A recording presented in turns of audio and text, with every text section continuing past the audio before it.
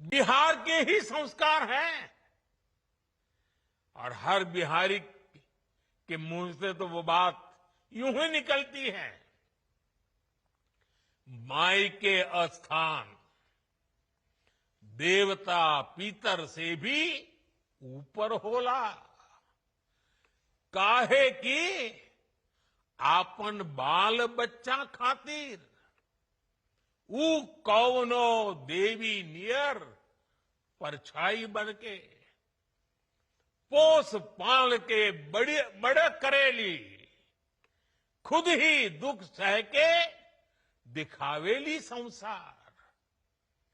माई के बिना त कवनो जिंदगी भी ना पनप सकेला। एही से त बारी माई महान। इसलिए साथियों, कांग्रेस आरजेडी के मंच से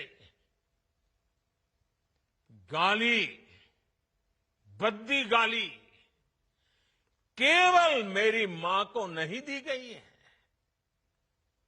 ये भद्दी भद्दी गाली करोड़ों माताओं बहनों को दी गई है।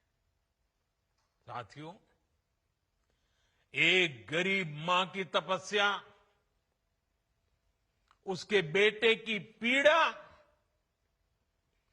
ये शाही खानदानों में पैदा हुए युवराज नहीं समझ सकते। ये नामदार लोग तो सोने चांदी का चम्मच लेकर पैदा हुए हैं।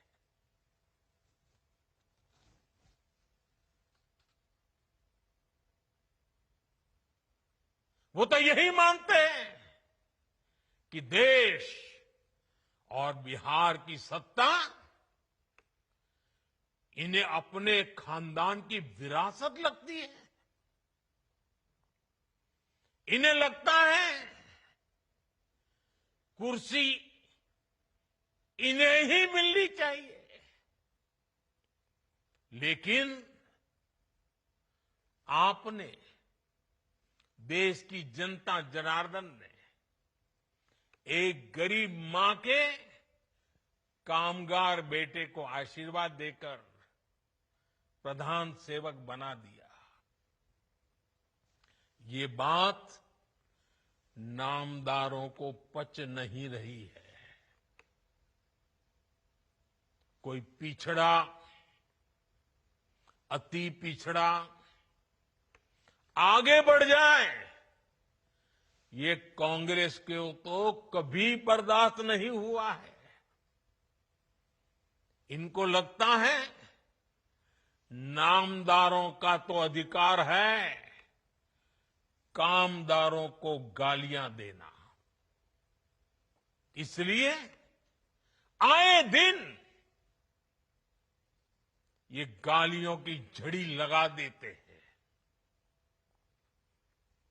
माताएं बहनें, आप भी सुना होगा, आपके भी कान पे पड़ा होगा कि मुझे भी इन्होंने कैसी कैसी गालियां नहीं दी। ये लिस्ट बहुत बड़ी लंबी है और उनका कोई बड़ा नेता भी ये गालियां देने में बाकी नहीं रहा है।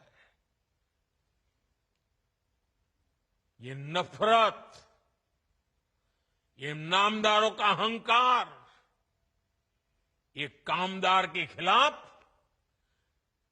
गाली बनकर के फूटता रहता है। कभी ये मुझे नीच कहते हैं, गंदी नाली का कीड़ा कहते हैं, जहर वाला सांप बोलते हैं।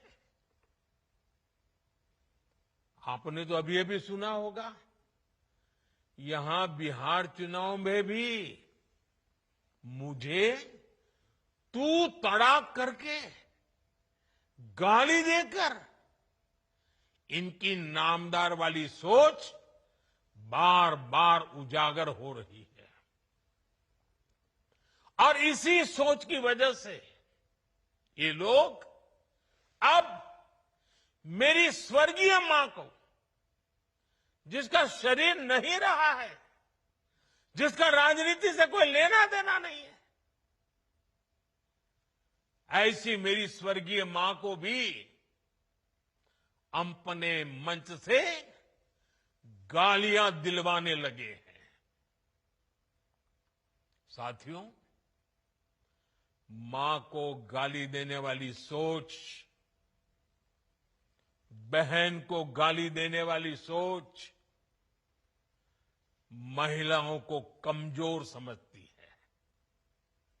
ये मानसिकता महिलाओं को शोषण और अत्याचार की वस्तु मानती है।